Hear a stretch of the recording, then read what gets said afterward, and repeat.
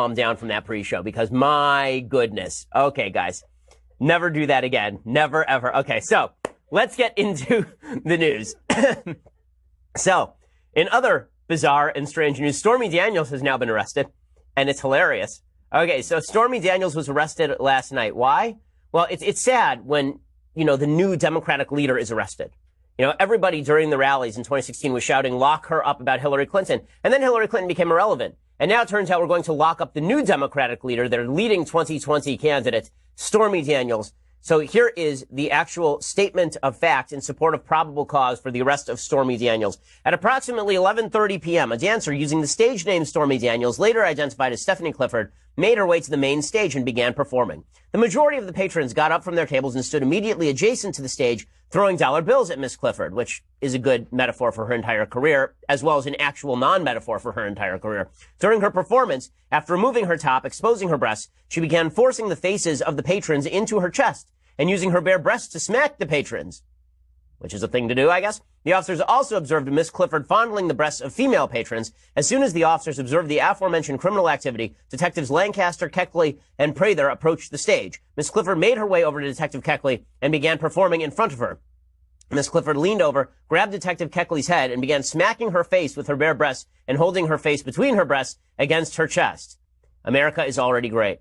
Miss Clifford then began making her way over to Detective Lancaster and performed the same acts on him, forcing his face into her chest between her breasts and began smacking his face with her bare breasts. Miss Clifford then moved down onto the stage where Officer Prather was standing and began fondling Officer Prather's buttocks and breasts. She then forced Officer Prather's head into her chest between her breasts and began smacking Officer Prather's fist with her bare breasts, as she had done with all the other patrons and aforementioned officers. Well, it's like it's a Mason chain or something. During this time, Detective Rosser was standing back near the bar area witnessing the criminal activity. So Detective Rosser was the least lucky officer assigned that evening. As soon as Miss Clifford moved on from Officer Prather, Detective Rosser made his way through the crowd to advise the other officers he was exiting the club to request the assistance of patrol to arrest the aforementioned three suspects. All three suspects were arrested without incident.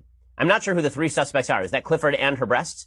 Like, I'm confused. It says the aforementioned three suspects. This is poorly written. I'm not sure who the other people who are arrested are. All I can say here is that clearly the Democrats have chosen wisely in their decision to make Stephanie Clifford the leading edge of their attack on President Trump. She is nothing but class. Why would we ever suspect that she might, do things for money when she spent her entire career doing things for money? Why might we ever suspect that maybe this whole I'm a victim of the president and I will stop the president, I'm on Saturday Night Live to stop the president, then maybe that's all just a way to raise her profile because she's pretty much willing to smack people in the face with her boobs for cash. And that is not an exaggeration. That is literally her arrest record now, is that she smacked people in the face with her boobs for cash. And we are supposed to believe that she and her lawyer, Michael Avenatti, are going to save America. Well, I know that there are a lot of people on the right who believe that Trump is King David, so I guess that this would make her like female King David, according to the left, that like God anointed her breasts so that she can save the country from President Trump. Yes, everything is deeply stupid. Indeed, all of the things are stupid. And they're not just stupid with regard to Stormy Daniels' latest arrest for apparently bringing people face to face with the crevasse. Apparently also, Peter Strzok was interviewed by the House Judiciary and Oversight Committee today. And he has now returned to a congressional hearing room just down the hall. And he says that he was not biased against President Trump in any way. He did not bias his case against President Trump in any way, which is only belied by every fact we know about Peter Strzok at this time. He was the FBI agent, of course. He suggested that he was going to stop Trump from becoming president, was texting with his lover, Lisa Page. She's a delight. So is Lisa Page. Both of them married, having an affair with each other, and texting about how Trump was the worst thing in the world. Clearly, President Trump didn't have the moral standards of Peter Strzok and Lisa Page while they were cheating on their spouses with one another and then using their professional positions in order to accelerate an investigation into a political enemy. Clearly, Trump is the major problem here. Here is what Peter Strzok said in his testimony, quote, "Let me be clear, unequivocally and under oath. Not once in my 26 years of defending our nation did my personal opinions impact any official action I took." So all those texts about how you were going to stop President Trump using the best of your abilities, that was all just like weird nonsense, exactly. He says, "The fact is, after months of investigations, there is simply no evidence of bias in my professional actions." That is not what the Inspector General Michael Horowitz said in his report. He said there's actually pretty good evidence of Peter Strzok's bias in his professional actions. According to that Investigator General report, the Inspector General report, if you recall, he made the case that Peter Strzok, who was in charge of both the Hillary Clinton email investigation and the Russia investigation, had basically delayed the Hillary email investigation because he thought the Russia investigation was more important. Horowitz himself suggested that he could not find that Strzok was free of bias. Thursday's hearing is poised to be one of the most contentious in Congress so far tied to the Russia investigation, according to CNN. Trey Gowdy says the moment special counsel Bob Mueller found out about Peter Strzok's texts and emails, he kicked him off the investigation. That was a year and a half too late. The texts and emails may have been discovered in May of 2017, but the bias existed and was manifest a year and a half before that, all the way back to late 2015 and early 2016. So it wasn't the discovery of the texts that got him fired. It was the bias manifest in those texts. Strzok instead said, quote, in the summer of 2016, I was one of a handful of people who knew the details of Russian election interference and its possible connections with members of the Trump campaign. This information had the potential to derail and quite possibly defeat Mr. Trump, but the thought of expressing that or exposing that information never crossed my mind. Now, as I pointed out, I think this is a somewhat decent defense that if Strzok was really out to get Trump, why didn't he just reveal to the world that Trump was under investigation in this collusion investigation? But the counter argument, which I think is not uncredible, is that Strzok didn't want to break the law. By leaking, he would have been breaking the law. He didn't want to put his own career at risk. He just figured if I accelerate the investigation, then eventually Trump is going to be found guilty before the election and we will be fine, right? And then Trump will be stopped from being president. Trump, of course, has tweeted consistently about Strzok. There's a good shot that Strzok is going to be held in contempt of Congress because he isn't answering questions now.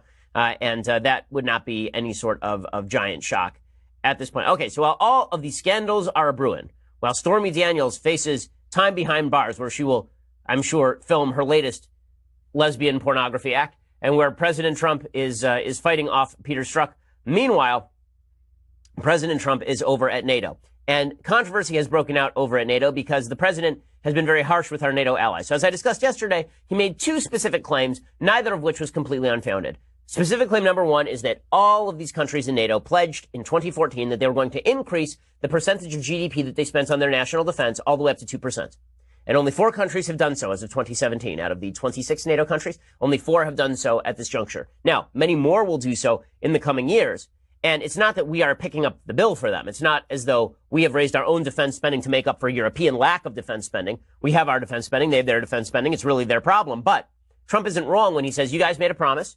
You ought to spend more on your defense. And if you're spending nothing on your defense and then you expect us to come to your rescue if you're attacked, you know, we are going to come to your rescue if you're attacked, but you need to raise your defense spending. You are inviting the Russians to basically walk across your borders if you're spending 1% of your GDP on defense instead of 2% of your GDP on defense. So that I thought was well founded by President Trump. And then President Trump also suggested that the Germans had basically been selling out their foreign policy to the Russians because former Prime Minister, former Chancellor Gerhard Schroeder, who was the Chancellor of Germany up until Merkel took over, I believe, he has now become basically a Russian agent in Europe. He's been going around signing pipeline deals on behalf of Russian Gazprom, which is their giant Rosneft, which is their giant Russian oil company.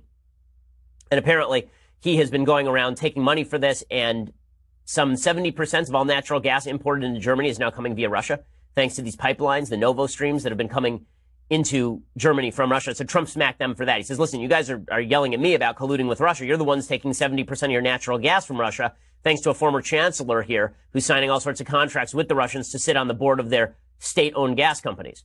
Okay, that's founded too. So both of those criticisms, I think, were well founded by President Trump.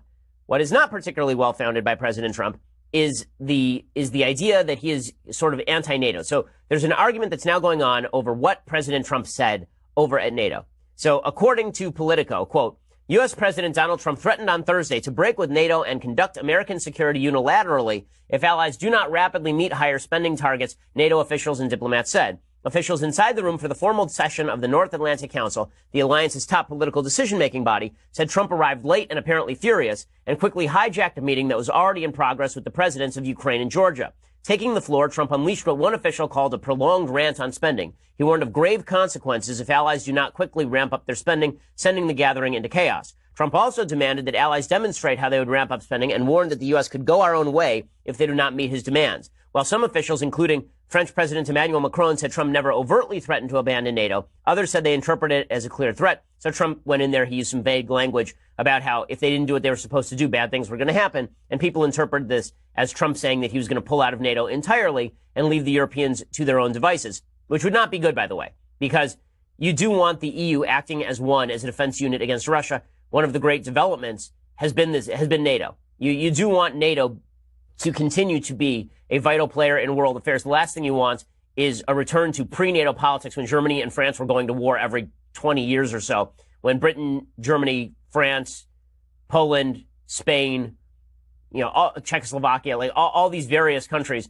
were going to war with one another on a regular basis. You would not prefer that to be the case. NATO helps prevent all of that because it aims the entire bloc basically against Russia. You don't want that to collapse in on itself. It's foolish for the president to be attempting to pull out of NATO if, in fact, that's something he did, although it's kind of unclear at this point that's what he did. So I'm going to give you the rest of the story in just a second. First, let's talk about your resume. So you need to make your resume better. The reality is whatever job you hold right now, the chances are very slim that you're going to be holding it in 10 years. And if you're ambitious, probably you shouldn't be holding it in 10 years. Probably you should be looking to at least increase your job title in the company you're at, or moving jobs to get a better salary. Well, the way to do that is to make your resume better, to increase your skill set. And that's where skills